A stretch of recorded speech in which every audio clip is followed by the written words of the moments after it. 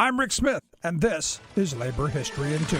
On this day in labor history, the year was 1934. That was the day known as the Battle of Deputies Run. The Minneapolis Teamsters strike was in full swing. For 3 days, the city was peacefully paralyzed. The wealthiest had kept the city an open shop for decades through their Citizen Alliance and now assembled an army of strikebreakers. Strikers had been seriously injured on Saturday the 19th at the city market. They fought police and deputized specials in an attempt to keep produce trucks from moving out. Later that evening, flying pickets were ambushed in Tribune Alley after having been dispatched by an agent provocateur. Strikers were beaten mercilessly, including several of the women's auxiliary. The sight of bloodied women enraged the strikers. Another fierce confrontation was inevitable. Hundreds of strikers waited at the Central Labor Union near the market until Monday, when scab trucks were expected. Fighting continued throughout the morning. No trucks moved. Hundreds of women marched to the mayor's office demanding, "Take your hired thugs away."